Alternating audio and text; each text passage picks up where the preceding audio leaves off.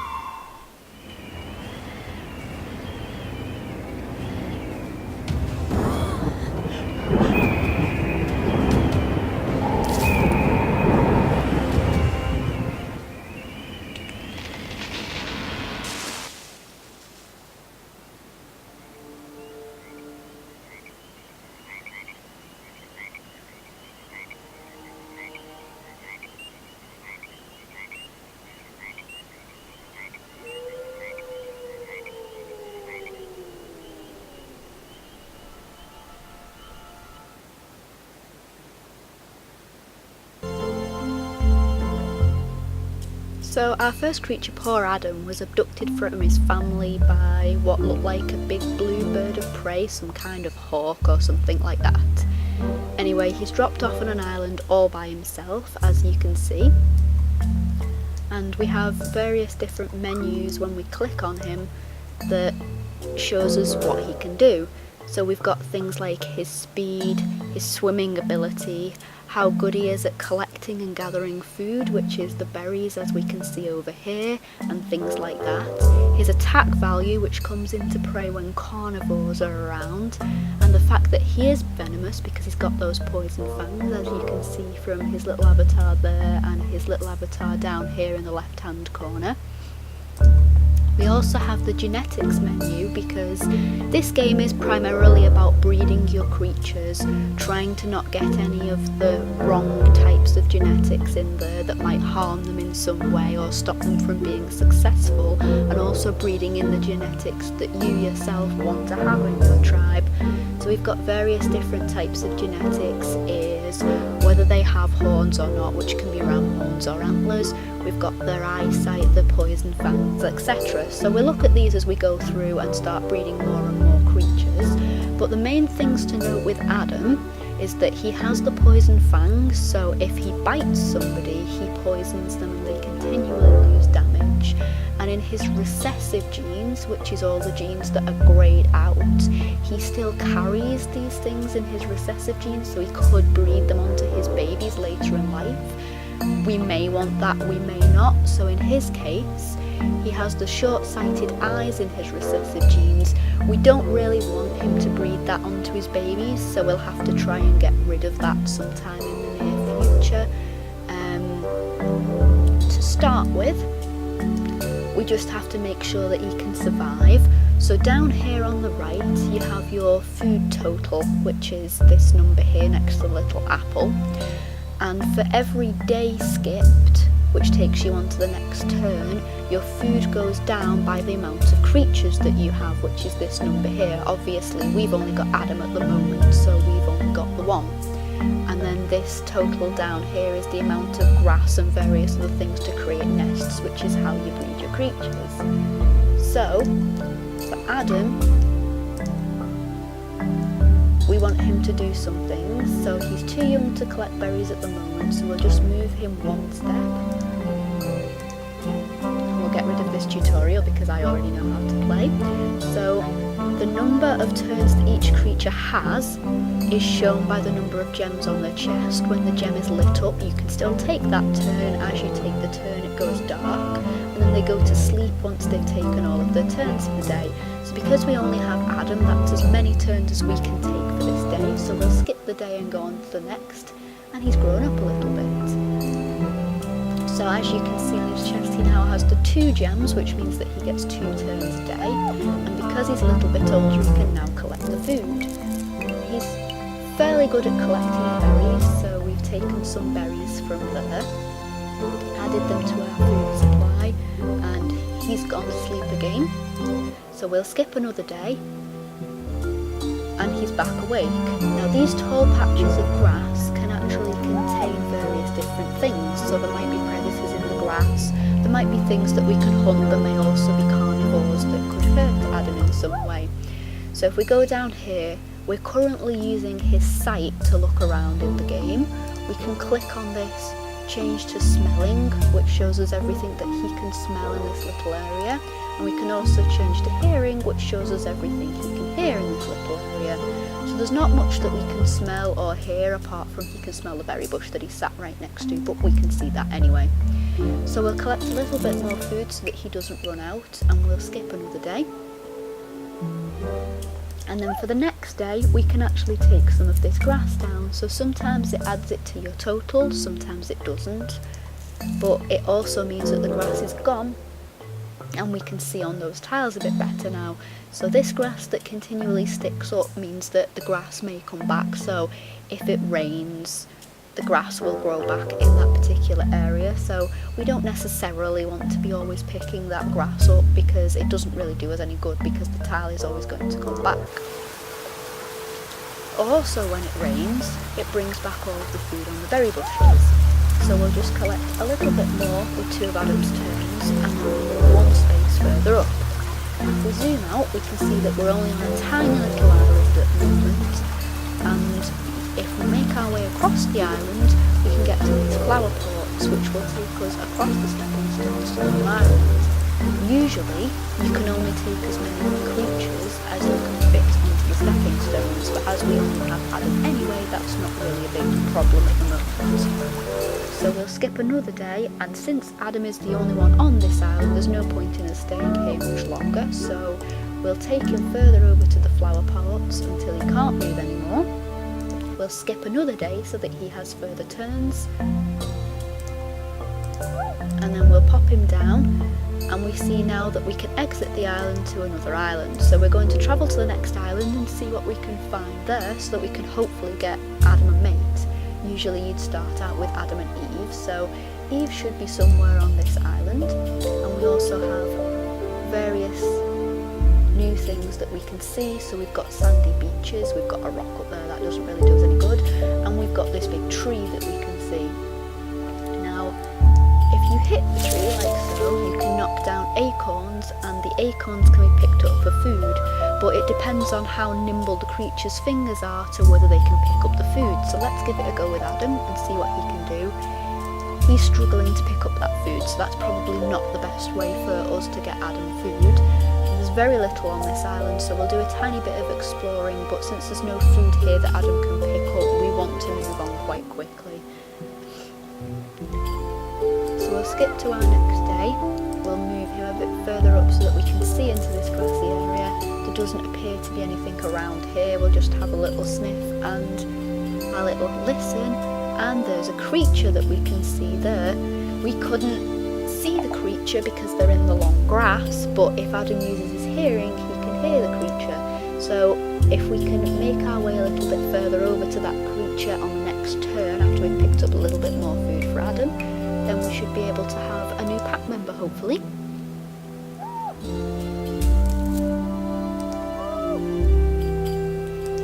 So if we move closer to the creature, we can now sort of vaguely see it in the grass.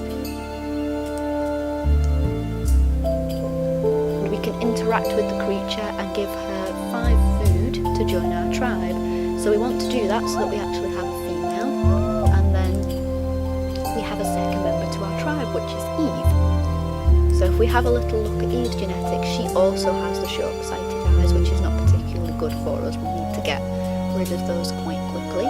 She also carries the spiky body in her recessive genes, so that would be good for us, because if we get bitten by a predator, then they get hit by the spikes also, and they would be injured, so we might want to try and get that out a little bit later on.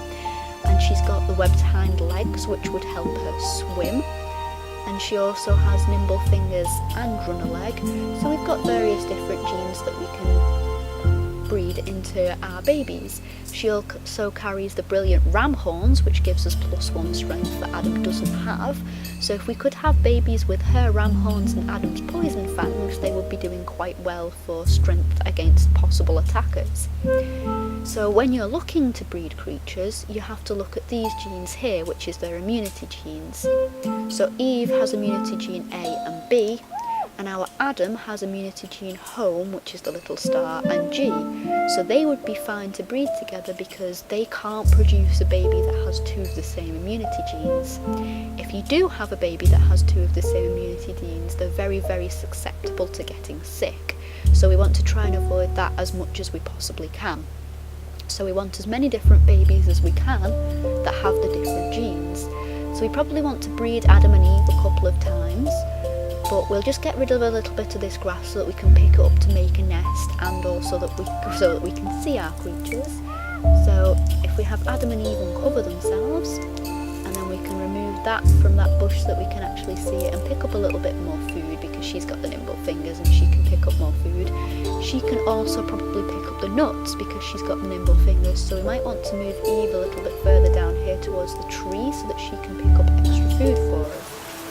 So if we skip to the next turn, it's going to be nice to us and give us rain so that all of our berries come back.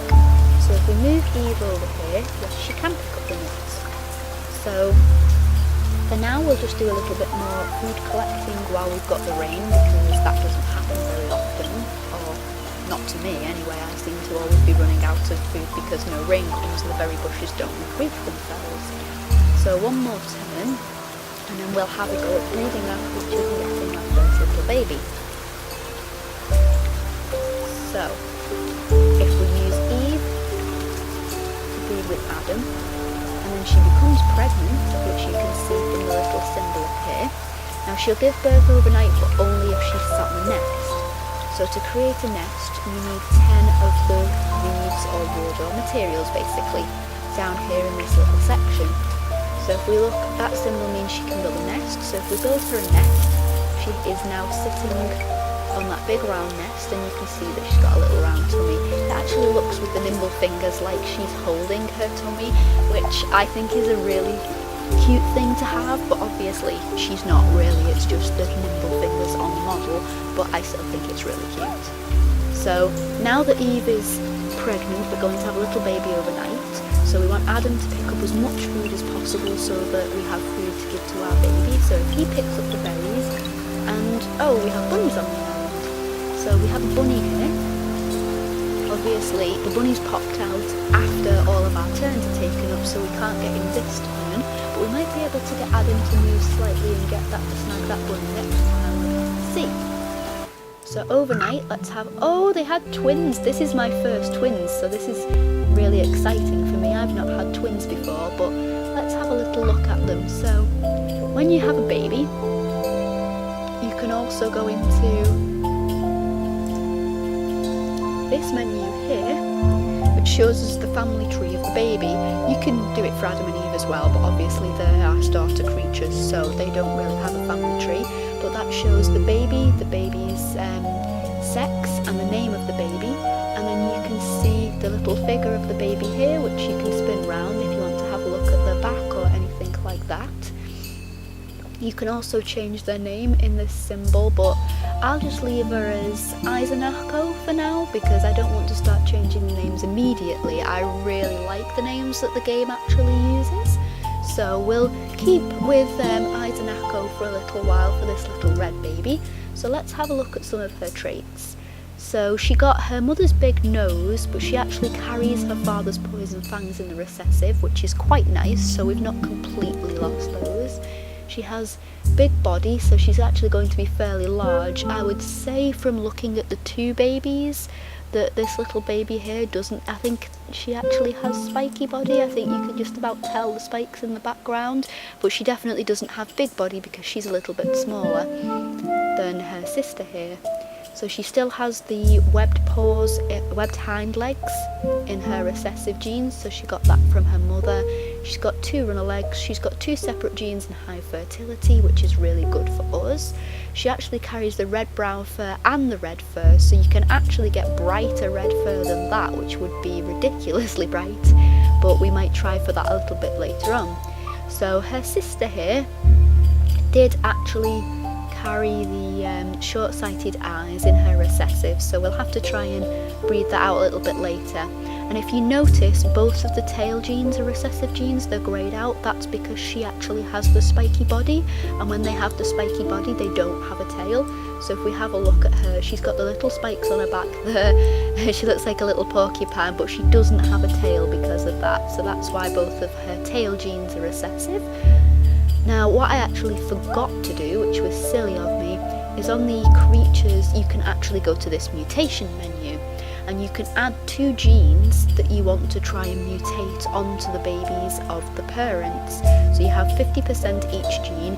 You can only use the genes that you've currently got unlocked. So because Eve carries the short-sighted eyes, we might want to put the full eyes in one of her slots so that she's more likely to pass on her full eyesight rather than her little babies carrying over the short-sighted eyes. Now, there's not very much that I've got unlocked at the moment because I started a brand new game, obviously, for the stream. So we don't have very much that we can put in there that's not cosmetic at the moment. Most of these are just fur colours, eye colours, marking colours and such. So we'll just leave her other slot open for now in case something pops up that we want a little bit later on.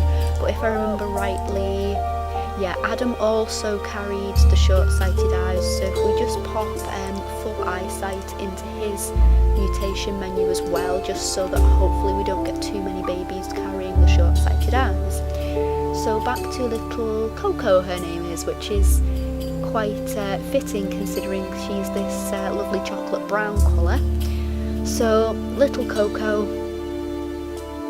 yep, she has really good genes apart from the short-sighted eyes. She even carries her mother's big ears, which is good, and she carries her mother's ram horns as well, so we might be able to get those to pop up more a little bit later on.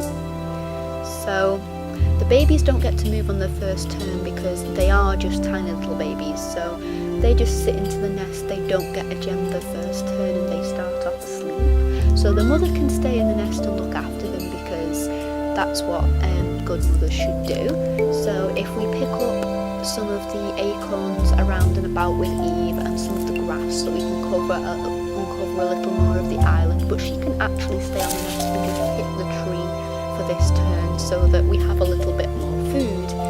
Now we'll have Adam pick up more food for his family so that his babies are very well fed, and then next turn we might rebreed them after we've moved the twins out of the nest, but I think that's quite a lot of information for the first stream, so I might just leave it there.